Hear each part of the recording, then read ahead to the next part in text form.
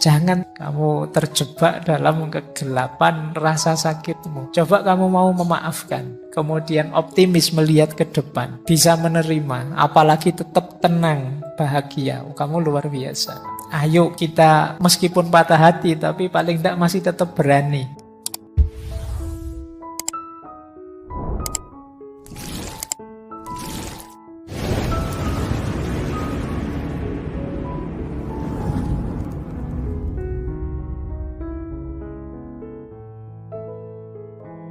Assalamualaikum warahmatullahi wabarakatuh. Bismillahirrahmanirrahim. Kita pahami apa yang terjadi dengan diri kita kalau sedang mengalami patah hati. Syukur-syukur kemudian kita bisa mengendalikannya, tidak kehilangan akal sehat dan badan sehat kita, meskipun mengalami banyak kekecewaan dalam hidup.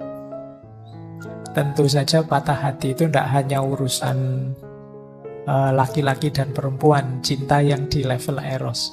Cinta apapun punya potensi jatuh pada sisi patah hati, kekecewaan.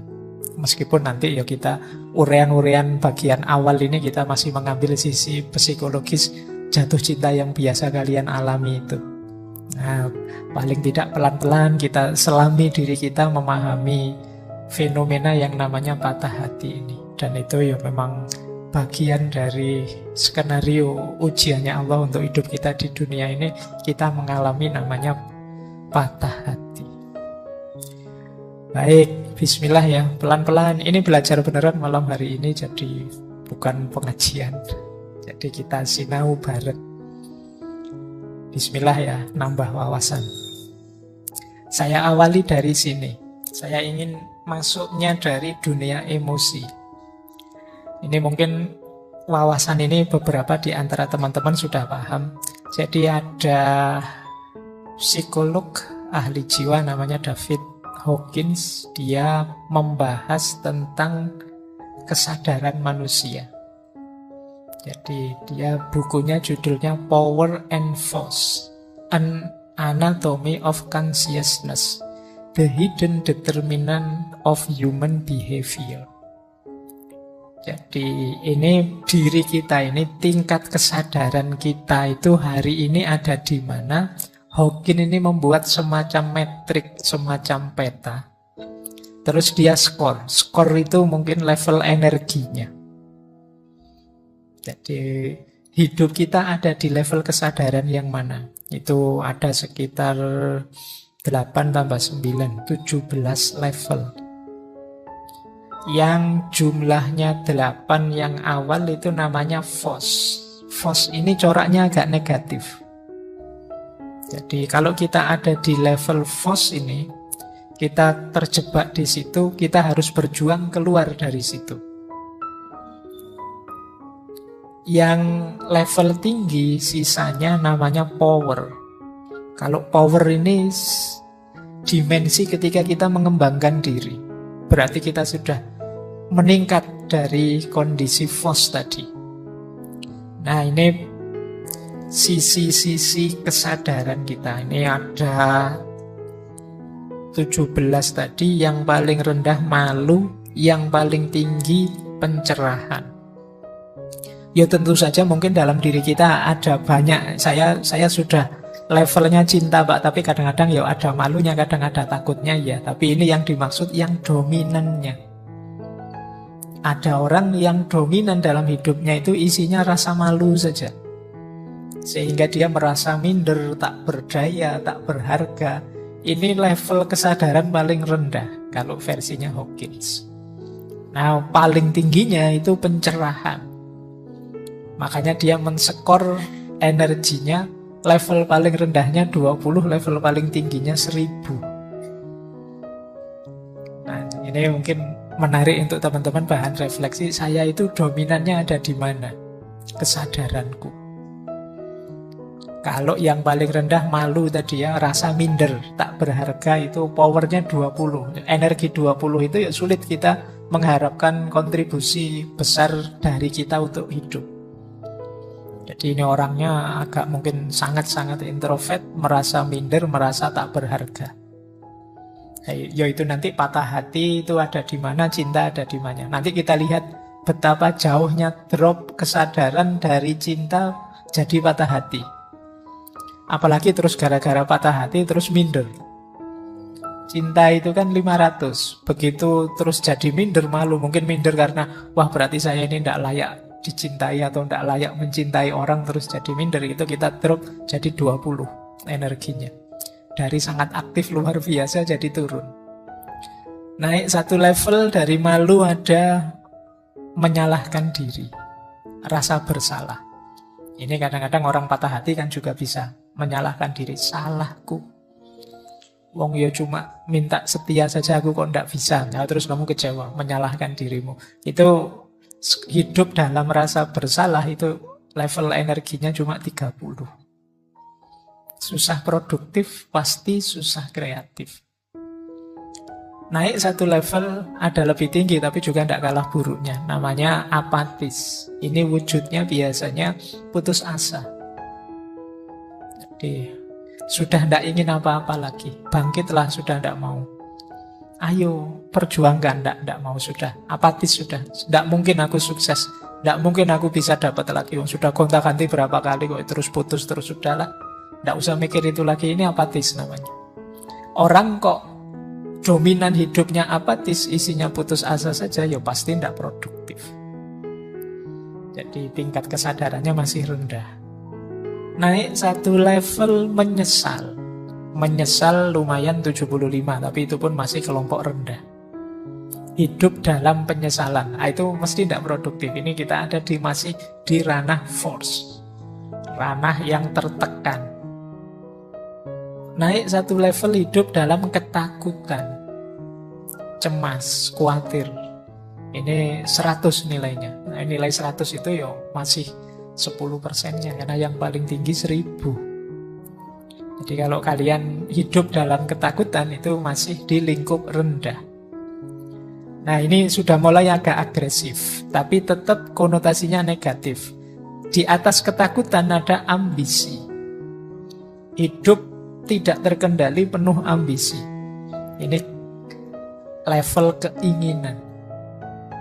Jadi orang yang hidupnya dikejar-kejar ambisi secara tidak terkontrol.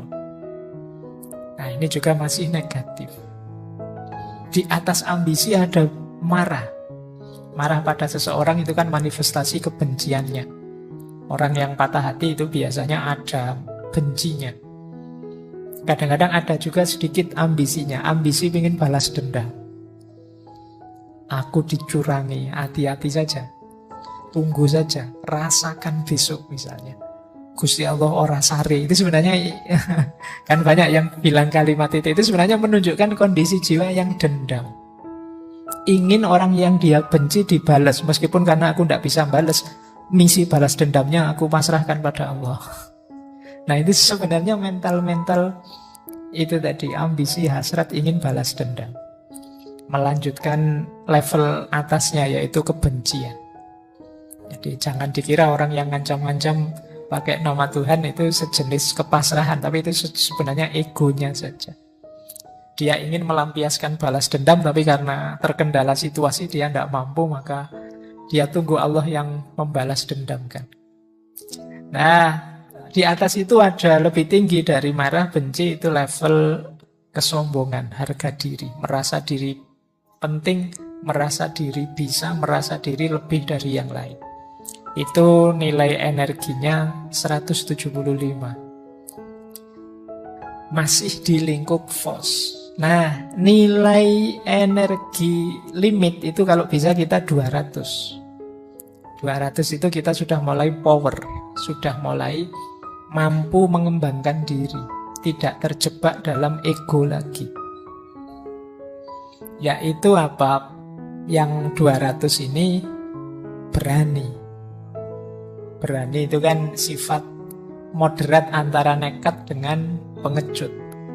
Jadi berani itu siap bergerak, siap maju, tapi penuh perhitungan, tegas. Ini level 100. Jadi hiduplah dalam keberanian minimal. Itu kalian ada di ranah power. Ada lagi lebih tinggi. Istilahnya Hawking itu netralitas. Meskipun mungkin arahnya pada keyakinan, hidup dengan mantap yakin. 250 powernya. Atau hidup dalam optimisme. Ini beda dengan keinginan tadi. Kalau ini mungkin terjemahannya kemauan. Optimis, tidak pesimis. 310. Lebih tinggi lagi memaafkan. Memaafkan itu powernya besar. 350. Lebih tinggi lagi berpikir. Nah, limit yang kedua kalau teorinya Hawking, selain 200, perhatikan limit 500 itu. 500 ke atas kita mengalami puncak-puncak tujuan-tujuan ideal hidup.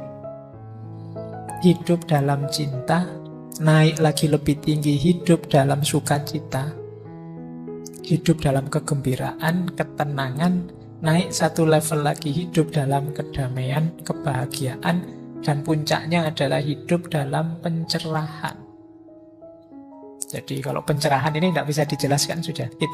Kita yang merasakan. Ini momen kalau di ilmu ini momen eureka. Momen wow, momen ketakjuban, momen Allahu Akbar. Itu momen pencerahan paling tinggi. Nilainya 700 sampai 1000.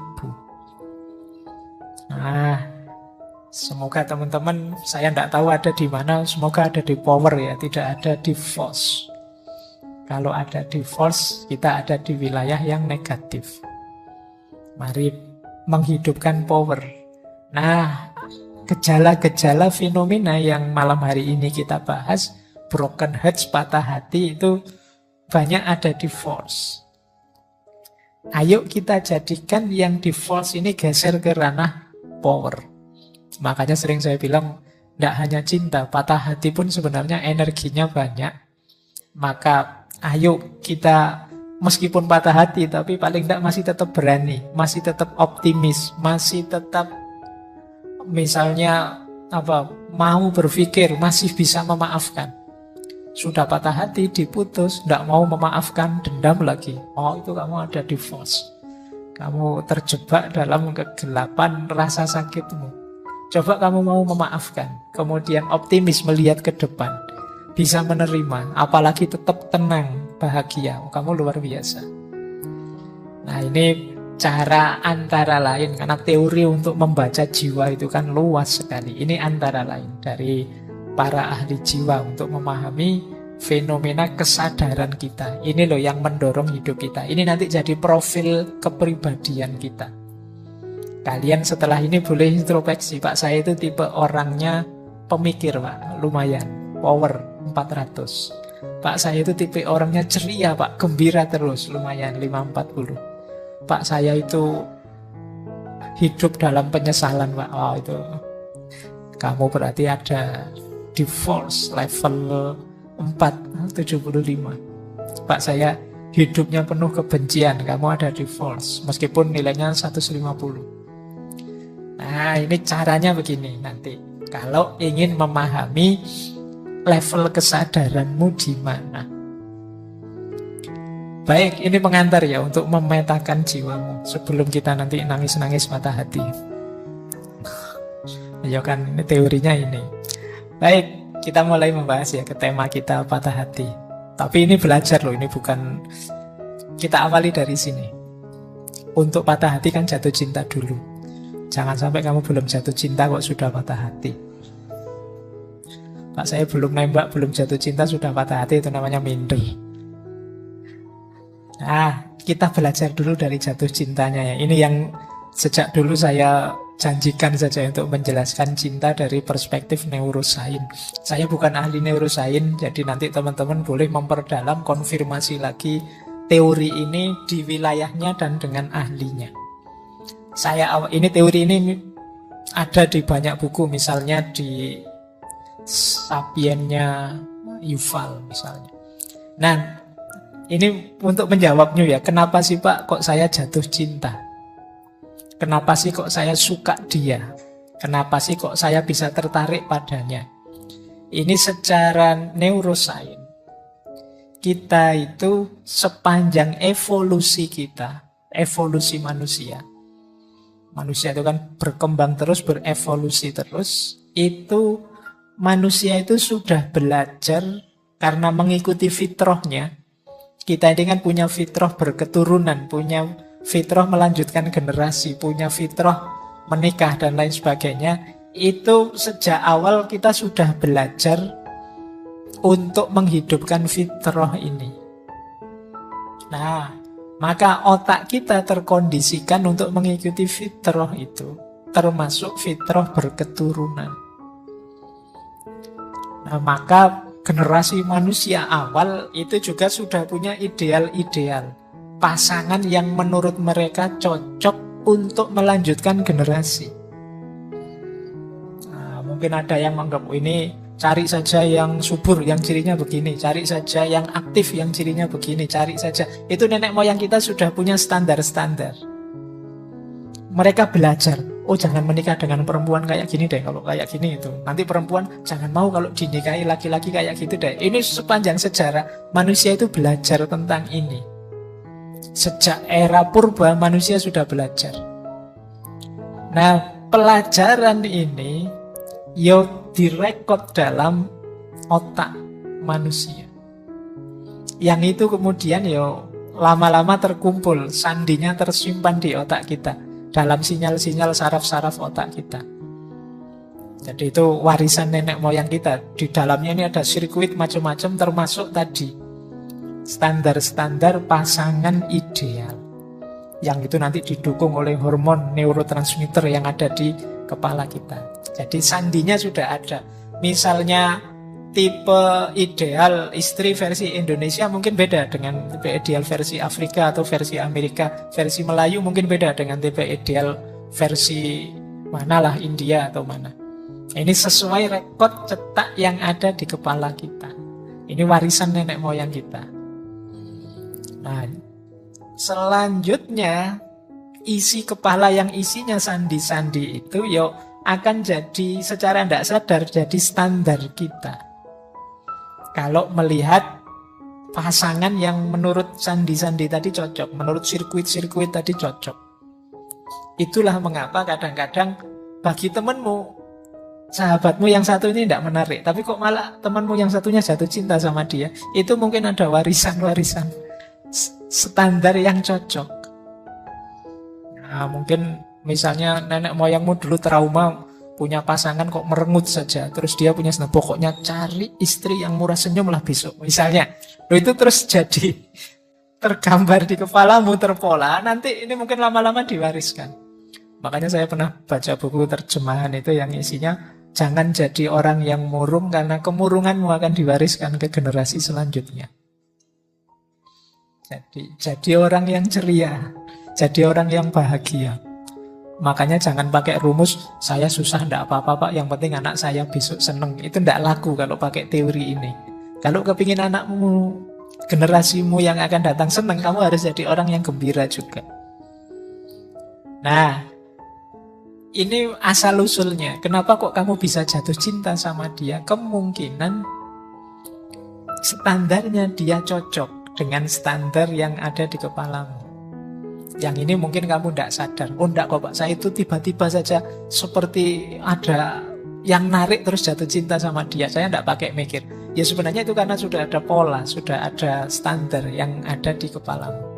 Jadi ketika standar ini secara tidak sadar ketemu, itu mungkin kayak lampu ninu-ninunya itu bunyi terus. Wah ini cocok ini. Nah, alhamdulillah kalau yang membunyikan standarmu itu dia juga bunyi standarnya. Nah, berarti sama-sama jatuh cinta. Kalau tidak kamu bunyi sendirian. Jadi bertepuk sebelah tangan kamu. Itu cikal bakalnya patah hati di situ. Jadi kalau kamu ketemu kok terus sinyalmu bunyi, kamu boleh tanya sinyalmu bunyi juga enggak? Nah, kalau ternyata enggak kamu siap-siap sudah ancang-ancang mundur. Nah, ini awalnya begini. Nah, yang penting bukan ini, yang penting selanjutnya. Setelah jatuh cinta, ini yang menarik. Pusat-pusat rasional di otak kita macet. Jadi, otak emosionalnya meluap. Jadi yang kuat sekali emosinya, rasionalnya macet. Itu kenapa jatuh cinta itu sering kelakuannya orang jatuh cinta itu tidak logis. Tidak masuk akal. Orang jatuh cinta itu seperti orang mabuk. Bahkan ada yang bilang orang jatuh cinta itu seperti orang pecandu narkoba.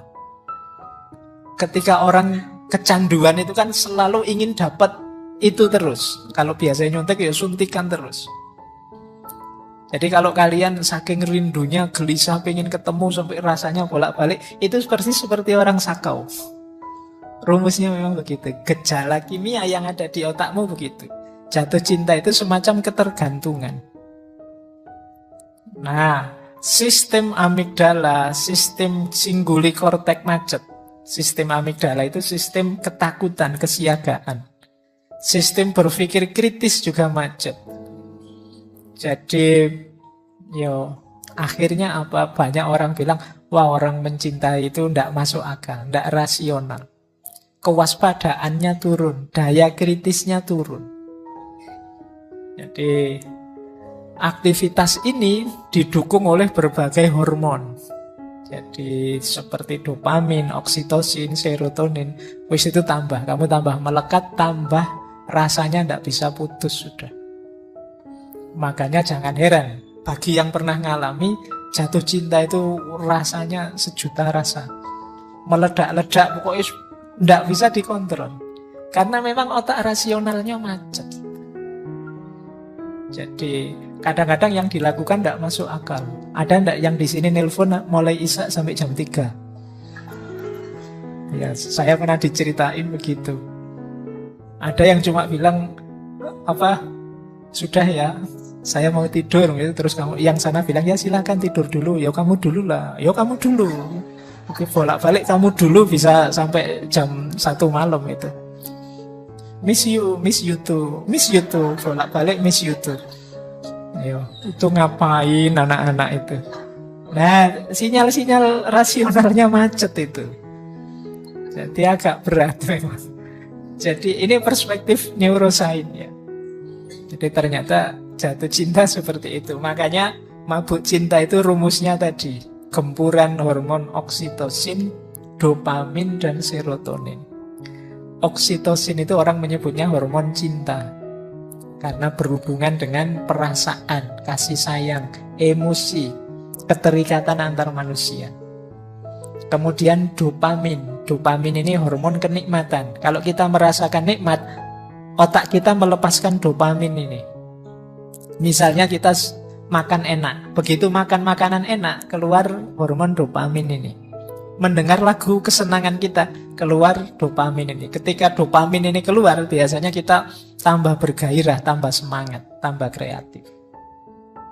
Jadi cuma ya dopamin ini yang namanya kenikmatan itu kan ada durasinya. Tidak tahan lama. Itu makanya orang jatuh cinta itu beda antara pertama kali jatuh cinta dengan 6 bulan sesudahnya, setahun sesudahnya, apalagi 4 tahun sesudahnya. Ya gairahnya berbeda, intensitasnya beda. Jadi kenapa ya sudah mulai berkurang asupan dopaminnya, nikmatnya beda. Kayak kita makan itu loh.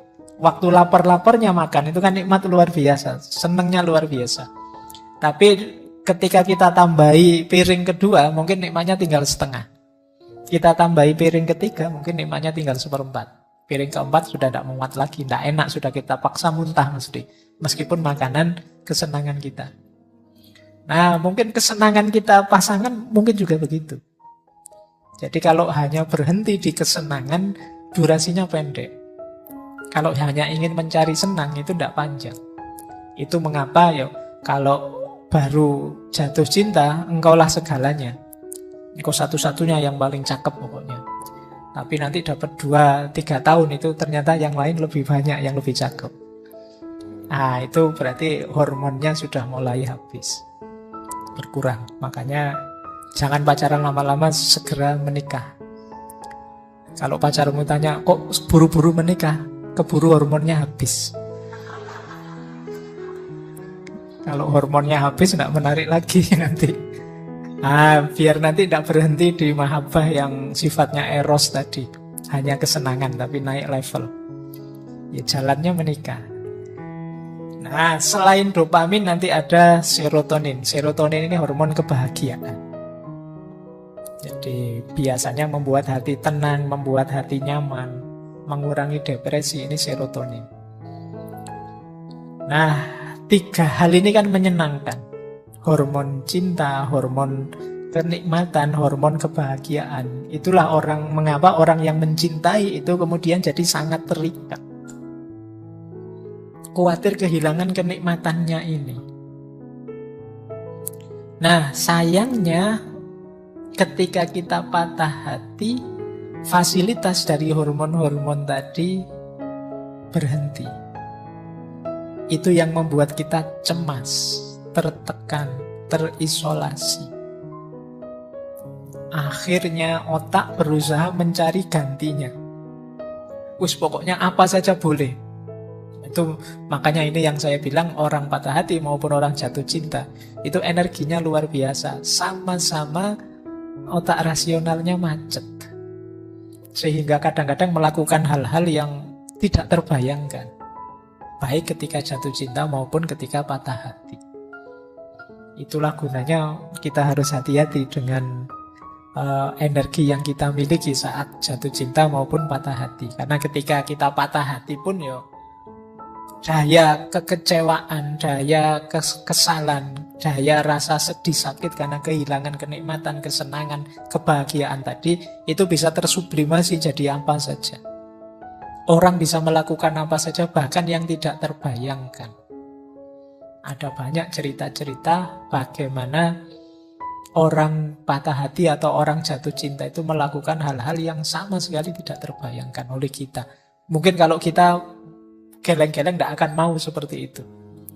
Tapi bagi yang ngalami jatuh cinta itu tidak masalah melakukan itu.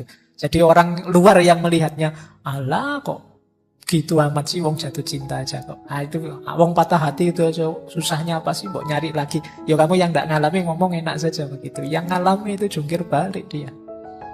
Diputus emangnya kenapa mbok yo nyari lagi. Mau yang lain ya banyak, mau yang lebih jelek apa lagi. Misalnya, tapi tidak sesederhana itu loh. Bagi kalian yang pernah ngalami, semoga tidak ada. Ya saya tahu lah ini kan anak alim semua. Nah, ya, jangan-jangan kasusnya seperti tadi, belum pernah jatuh cinta Pak, ya tidak mungkin patah hati. Tidak masalah bahwa orang yang patah hati itu bagi dia tidak masalah dia melakukan apapun asal bisa ada ganti dari kenikmatan, kebahagiaan, rasa cinta tadi yang sekarang hilang. Karena sebelumnya sudah terlalu melekat ke sana. Nah, ini kalau dijelaskan secara neurosains ya, secara hormonal. Maka sebenarnya tema bulan ini itu saya dedikasikan untuk yang patah hati. Ayo kita temani mereka. Karena mereka ini sering hanya diketawain saja sama lingkungan sekelilingnya. Kita selalu mengagung-agungkan cinta, kita ngomong kemana-mana tentang betapa luar biasanya cinta. Tapi kita lupa ada sisi gelapnya cinta yang namanya patah hati. Yang oleh masyarakat dipandang remeh, dipandang sepele. Padahal bagi yang ngalami itu beratnya luar biasa. Jadi kita mungkin susah menasihati mereka. Saya bilang tadi banyak saluran-saluran rasional yang mampet, tapi paling tidak kita bisa menemani mereka. Nah, itu sebenarnya tujuannya, biar mereka juga merasa ternyata yang aku rasakan ini sesuatu yang penting. Mereka ini mungkin agak paradok, masyarakatnya bilang alah begitu aja, alah wong tidak penting saja, tapi kok sakitnya seperti ini ya, kok beratnya seperti ini ya. Baik, oke ya, ini penjelasan perspektif neurosainsnya. Yang ingin lebih dalam boleh nanti. Hari ini banyak buku-buku yang menjelaskan ini. Bagaimana kondisi otak, situasi otak saat orang mengalami jatuh cinta maupun patah hati. Oke, sekarang kita dalami kondisi emosinya. Patah hati itu, sederhananya biasanya didefinisikan kondisi emosi yang mengalami kekecewaan dan kesedihan mendalam karena harapan tidak sesuai dengan kenyataan. Jadi, kenapa ada patah hati? Ya karena yang diharapkan tidak terjadi. Yang diinginkan tidak terwujud. Nanti sebenarnya solusinya, kuncinya yang terletak pada harapan dan kenyataan ini. Bagaimana kita memanage harapan, bagaimana kita memahami kenyataan. Jadi bagi yang patah hati diingat-ingat dua keyword ini. Karena sakit hatimu berhubungan dengan harapanmu dan berhubungan dengan kenyataan. Oke, yo harapan dan kenyataan itu seperti kamu membayangkan dirimu seperti apa, begitu berkaca, oh alah ternyata aku itu hanya seperti ini. Nah, itu harapan dan kenyataan. Begitu kamu membayangkan besok bahagia, mesti betapa indahnya kalau nanti jadi, ini sebentar lagi aku lulus, begitu lulus nanti aku dapat kerjaan, begitu dapat kerjaan nanti bisa langsung aku melamar, dan itu kan gampang kalau cuma dibayangkan. Begitu dijalani kok tidak sederhana ya. Mau lulusnya saja pontang-panting luar biasa, apalagi nanti cari kerjanya. Apalagi itu terus kamu jadi kecewa, hatimu patah. Apalagi kamu nyari kerja tidak dapat-dapat, mau ngelamar kok susah, akhirnya dia dilamar orang lain. Oh, itu kamu menyanyi lagu India kalau sudah begitu. Oke, nah kita lihat ya. Cuma saya baca banyak buku tentang patah hati ini. Memang ternyata seperti cinta, patah hati itu sulit dijelaskan. Hanya yang merasakan mungkin yang tahu pasnya. Nah, kalian yang belum merasakan sulit. Maka malam hari ini saya tidak akan menjelaskan detail ciri-cirinya. Saya ngutip saja dari beberapa sumber, beberapa materi tentang kondisi batinnya orang yang patah hati. Cuma ini saya ambil dari beberapa novel saja untuk menginkannya. Saya tiba-tiba tadi baca bukunya Hamka itu, Di Bawah Lindungan Ka'bah. Ada surat dari Zainab yang indah, tapi ini suratnya orang patah hati. Jadi yang belum baca harus baca novel Di Bawah Lindungan Ka'bah ini. Nah, ini suratnya Zainab yang merasa ditinggal. Kalimatnya indah. Hanya kepada bulan purnama di malam hari, Adinda bisikkan dan pesankan, kerinduan Adinda hendak bertemu. Tetapi bulan itu tetap tak datang. Pada malam berikutnya dan seterusnya, ia kian surut. Hanya kepada angin petang yang berhembus di ranting-ranting kayu di depan rumahku. Hanya kepadanya aku bisikkan supaya ditolongnya memeliharakan abangku yang berjalan jauh, entah di darat, entah di laut, entah sengsara kehausan. Hanya kepada surat abang itu, surat yang hanya sekali itu Dinda terima selama hidup, Adinda tumpahkan air mata. Karena hanya menumpahkan air mata itulah kepandaian yang paling penghabisan bagi seorang perempuan. Tetapi surat itu bisu. Meskipun ia telah lapuk dalam lipatan dan telah layu karena kerap dibaca, rahasia itu tidak juga dapat dibukanya. Sekarang abang, badan Adinda sakit-sakit. Ajal entah berlaku pagi hari, entah besok sore. Gerak Allah siapa tahu, besarlah pengharapan bertemu. Dan jika abang terlambat pulang, agaknya hanya bekas tanah penggalian, bekas air penalkin dan jejak nisan yang dua yang akan abang dapati. Adikmu yang tulus, Zainab. Itu kalimatnya indah ya. Baik, kalau kalian hari ini kan tidak terlatih bikin surat seperti ini. Kalian bisanya cuma ngirim emoticon melet-melet sama ketawa-ketawa. Iya. Oke, bayangkan suasana hatinya Zainab yang disalahpahami. Baik, nanti kalian bisa baca novelnya, paling tidak feel-nya bisa terasa. Seperti itu sakitnya orang patah hati.